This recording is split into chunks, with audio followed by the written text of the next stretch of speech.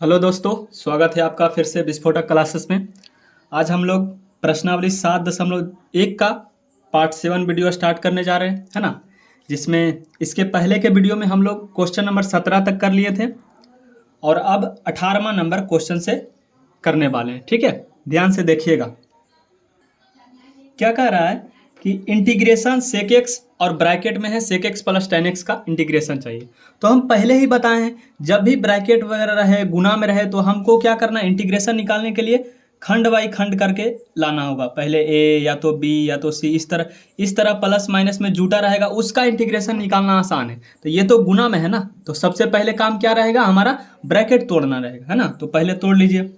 तो बताइए, सेक एक्स को सेक एक्स से करेंगे तो सेक स्क्वायर एक्स हो जाएगा गुना करने पर, है ना। इसको इससे कर लिए, अब इसको इससे करेंगे, फिर बीच में प्लस दे देंगे, है ना। सेक एक्स गुना टेन एक्स हो जाएगा, sec x into tan x और उसके बाद डी एक्स। अब आसान है, सिंपल है, सब अगर फार्मूला याद है तो बन जाएगा। अब देखिए, सेक स्क्वायर एक्स का इंटीग्रेशन क्या होता है, तो टेन एक्स होता है। हम लोग जानते हैं कि सेक स्क्वायर एक्स का इंटीग्रेशन क्या होता है, टेन एक्स होता है, ठीक है। और plus sec x into tan x का इंटीग्रेशन क्या होता है, तो सेक एक्स होता है। क्या होता है, सेक एक्स प्लस में सी। ये हमारा राइट आंसर आ जाएगा। चलिए अब देखिएगा 19वां नंबर क्वेश्चन। ये भी देखिए बटा में है, और बटा में यू या भी ऐसा यू बटा भी या तो यू इंटू भी, अभी तक हम लोग ऐसा इंटीग्रेशन नहीं जानते, है ना। तो हम लोग इसको ऐसा तोड़ेंगे, ऐसा सरल करके लाएंगे ताकि जिससे इंटीग्रेशन, जिसका एक फार्मूला बन जाए। जैसे साइन एक्स हो सकता है, टेन एक्स हो सकता है, जिसका डायरेक्ट इंटीग्रेशन निकाला जा सकता है। उस तरह से हम लोग करेंगे, है ना। तो काम क्या रहेगा हमारा, इसमें सरल सबसे पहले करेंगे, है ना। तो देखिए कैसे करते हैं। सेक स्क्वायर एक्स को हम लोग 1/cos स्क्वायर एक्स लिख सकते हैं। कुछ नहीं करना है, इसमें साइन कॉस में तोड़ दीजिए, बाकी अपने आप बन जाएगा, ठीक है। कॉसेक स्क्वायर को क्या लिख सकते हैं, 1/sin स्क्वायर एक्स।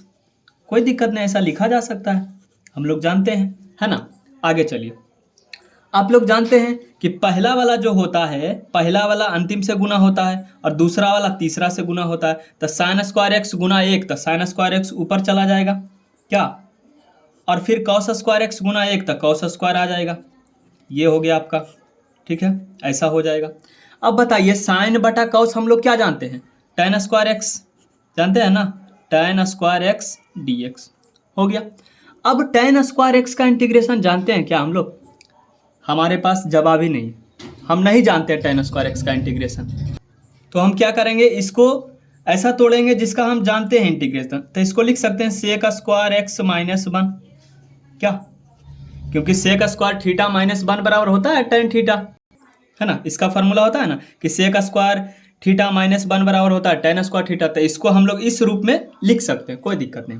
अब आसानी से निकाल सकते हैं। सेक स्क्वायर एक्स का इंटीग्रेशन क्या होता है, तो टेन एक्स होता है। क्या होता है, टेन एक्स माइनस एक का इंटीग्रेशन क्या होता है, एक्स होता है, प्लस में सी। ये हमारा आंसर हो जाएगा।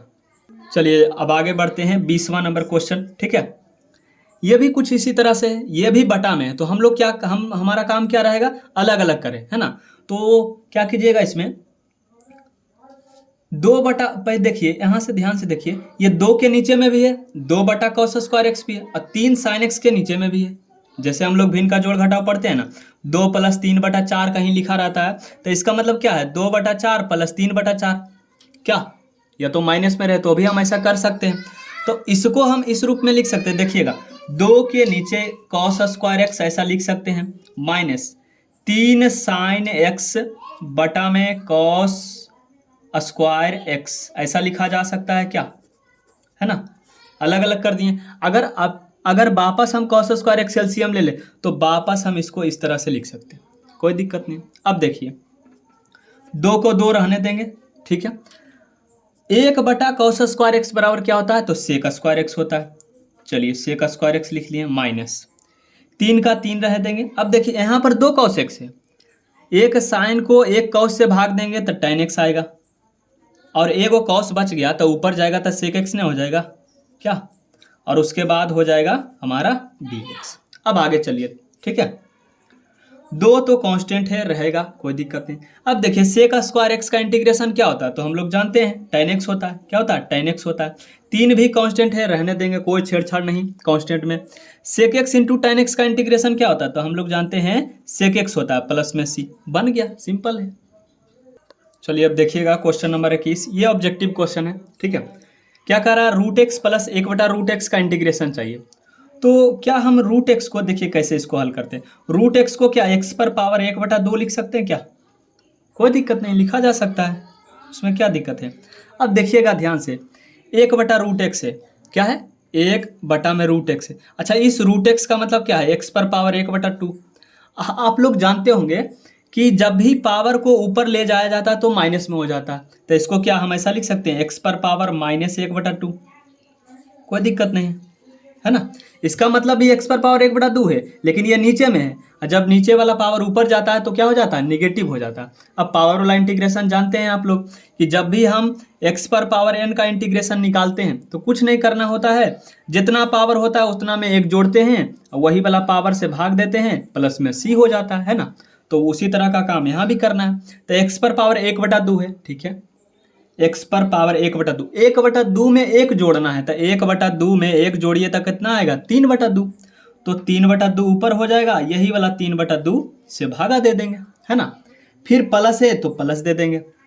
अब देखिए x पर पावर -1/2 में प्लस एक जोड़ेंगे, मतलब एक में से आधा चला जाएगा तो आधा बचेगा, क्या, और नीचे में 1/2 प्लस का c हो जाएगा। अब देखिए इसको हल करना है, दो ऊपर चला जाएगा यानी कि उल्टा हो जाएगा, 2/3, x पर पावर 3/2 हो जाएगा, ये 2 ऊपर जाएगा तो प्लस में 2 हो जाएगा। ये देखिए x पर पावर ये 1/2 है, इसका मतलब क्या है, रूट एक्स है, और प्लस में c, ये हमारा क्या हो जाएगा, राइट आंसर, यानी कि ऑप्शन हमारा हो जाएगा c इज द करेक्ट हो जाएगा, ठीक है। चलिए अब देखते हैं क्वेश्चन नंबर 22, ठीक है। ये भी एक ऑब्जेक्टिव क्वेश्चन है, कह रहा है कि f ऑफ x, इसका जब डिफ्रेंसिएशन इतना दिया है, ठीक है, और f ऑफ 2 = 0 दिया है, ठीक है, तब f ऑफ x क्या होगा, ठीक है। तो देखिए ये f' का मान दिया है, ठीक है, मतलब कि ये डिफ्रेंसिएशन बराबर इतना दिया है। अगर आपको चाहिए कि हमको f ऑफ x निकालना है, ठीक है, तो स्टार्टिंग में ही बताए थे कि जो डिफ्रेंसिएशन होता है, ये इंटीग्रेशन जो होता है वो क्या होता है, डिफ्रेंसिएशन का अपोजिट होता है। अगर हमको ये वाला चाहिए तो इसका क्या करेंगे, इंटीग्रेशन निकाल देंगे तो बन जाएगा हमारा, है कि नहीं। तो वही काम हम लोग करते हैं, ठीक है।